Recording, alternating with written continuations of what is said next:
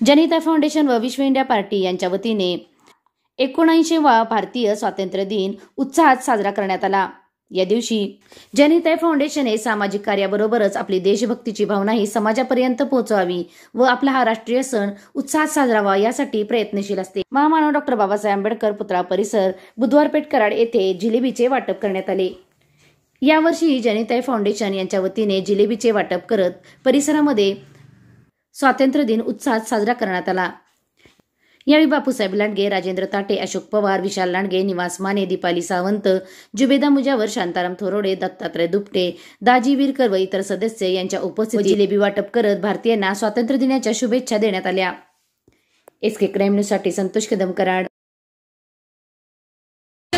आज 15 ऑगस्ट 2025 79वा भारतीय स्वातंत्र्य दिनानिमित्त जनहित फाउंडेशन आणि विश्व इंडियन पार्टीच्या वतीने आज डॉ.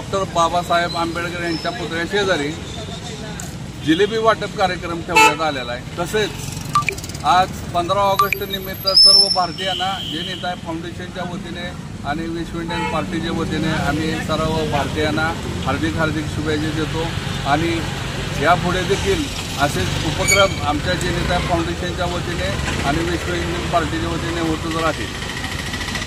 नमस्कार सर्वांना, 79व्या स्वातंत्र्य दिनाच्या शुभेच्छा। जनहित फाउंडेशन आणि इंडिया पार्टीच्या वतीने दरवर्षी नवीन उपक्रम राबवले जातात। यावर्षी 15 ऑगस्ट दिनानिमित्त जिलेबीचा कार्यक्रम संपन्न झालेला आहे आणि सर्वांना जनहित फाउंडेशन व विश्व इंडिया पार्टीच्या वतीने स्वातंत्र्य दिनाच्या